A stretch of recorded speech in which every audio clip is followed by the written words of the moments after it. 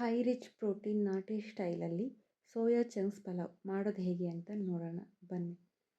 Hello guys, welcome to my channel.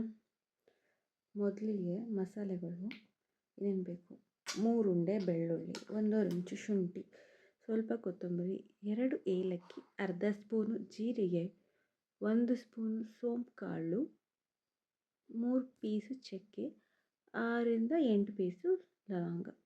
ಇದಿಷ್ಟು ಐಟಮ್ನ ಒಂದು mixie ಜಾರ್ಗೆ ಹಾಕ್ಕೊಂಡು ಇದಕ್ಕೆ ತಕ್ಕನಂಗೆ ಅಂದರೆ 1/4 ಲೋಟದಷ್ಟು ನೀರು ಹಾಕಿ ನುಣ್ಣಗೆ ಪೇಸ್ಟ್ ಮಾಡಿ ಇಟ್ಕೊತೀನಿ ನಾನು ಒಂದು ಸೈಡಿಗೆ. ಈ ಕಡೆ ಏನೇ ವೆಜಿಟೇಬಲ್ಸ್ ಹೆಚ್ಚಿಟ್ಕೊಬೇಕು ಅಂತಂದರೆ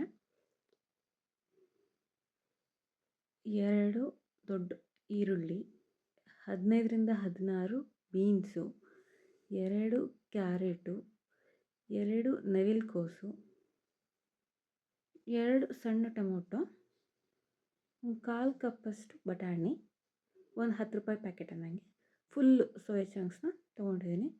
ತರಕಾರಿನ ಆದಷ್ಟು ಉದ್ದಕ್ಕೆ ಹೆಚ್ಚಿಟ್ಕೊಳ್ಳಿ. ಈ ಕಡೆ ಮಸಾಲೆ 2 ಚಕ್ರ ಮೂಗು, 4 ಮರಟಿ ಮೂಗು ತೊಗೊಂಡಿದ್ದೀನಿ. ಈ ಕಡೆ ಗ್ಯಾಸ್ ಮೇಲೆ ಒಂದು ಕುಕ್ಕರ್ ತೊಗೊಂಡು ಅದಕ್ಕೆ 4ರಿಂದ 5 ಸ್ಪೂನಷ್ಟು ತುಪ್ಪ ಹಾಕ್ಕೊಳ್ತಾಯಿದ್ದೀನಿ. ತುಪ್ಪ ಕಾದ ತಕ್ಷಣ ನಾನೇನು ಚಕ್ರ ಮೊಗ್ಗು ಮರಟಿ ಮೊಗ್ಗು ಮಸಾಲೆ ತೊಗೊಂಡಿದ್ದೀನಿ ಅದನ್ನು ಆ್ಯಡ್ ಮಾಡ್ತಾಯಿದ್ದೀನಿ. ಅದು ಚಟಪಟ ಅಂತಿದ್ದಂಗೆ ಹೆಚ್ಚಿಟ್ಕೊಂಡಿರೋ ಈರುಳ್ಳಿನ ಹಾಕ್ತೀನಿ. ಅದು ಒಂದು 2 ನಿಮಿಷ ಹಾಗೆ ಫ್ರೈ ಮಾಡೋಕ್ಕೆ ಬಿಡ್ತೀನಿ.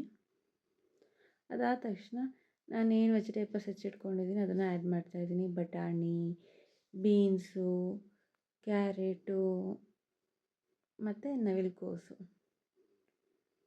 ಇದಿಷ್ಟನ್ನು ಹಾಕ್ಕೊತಾ ಇದ್ದೀನಿ.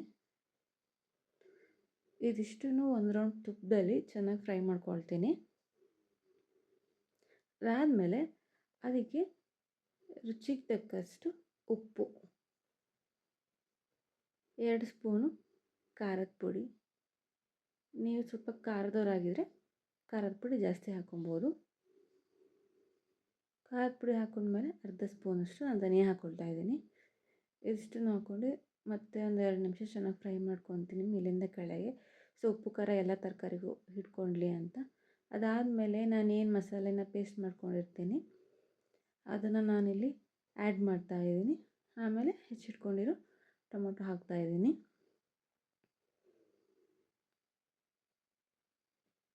ಈ ಪಲಾವು ನಾನ್ ವೆಜ್ಗೆಲ್ಲ ಮಸಾಲೆ ಮೇಯ್ನಾಗಿ ಬರುತ್ತೆ ಬೆಳ್ಳುಳ್ಳಿ ಶುಂಠಿ. ಅದು ತುಂಬ ಜಾಸ್ತಿ ಇದ್ದಷ್ಟು ಟೇಸ್ಟ್ ಕೂಡ ಜಾಸ್ತಿ ಬರುತ್ತೆ.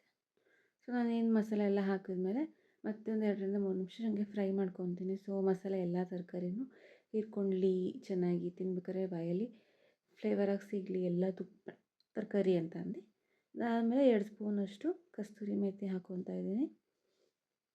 ಈ ಕಡೆ ನಾನು 2 ಲೋಟದಷ್ಟು ಅಕ್ಕಿನ ತೊಳೆದಿಟ್ಕೊಂಡಿದ್ದೆ ಅದನ್ನು ಇದಕ್ಕೆ ಆ್ಯಡ್ ಮಾಡಿ ಒಂದು ರೌಂಡ್ ಮಿಕ್ಸ್ ಮಾಡ್ಕೊತೀನಿ. ಸೊ ಮಸಾಲೆ ಅಕ್ಕಿ ತರಕಾರಿ ಎಲ್ಲದಕ್ಕೂ ಚೆನ್ನಾಗಿ ಹೀರ್ಕೊಂಡ್ರೆ ಬಾಯಲ್ಲಿ ತಿಂದಷ್ಟು ನಮಗೆ ರುಚಿ ಇನ್ನೂ ಟೇಸ್ಟಿ ಅನಿಸುತ್ತೆ.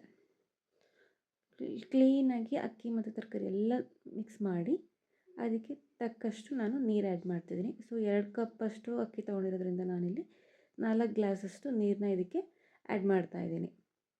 ಆ್ಯಡ್ ಮಾಡಿದ್ಮೇಲೆ ನಾನೇನು ಸೋಯಾ ಚಂಕ್ಸ್ ತೊಗೊಂಡಿದ್ದೆ ಅದನ್ನು ನಾನು ಇಲ್ಲಿ ಹಾಕ್ತಾಯಿದ್ದೀನಿ. ಹಾಕಿ ಮತ್ತೆ ಒಂದು ರೌಂಡ್ ಮೇಲಿಂದ ಕೆಳಗೆ ಒಂದು ರೌಂಡ್ ಮಿಕ್ಸ್ ಮಾಡಿ ಒಂದು 2ರಿಂದ 3 ವಿಷಲ್ ಹೊಡಿಸ್ತಾಯಿದ್ದೀನಿ.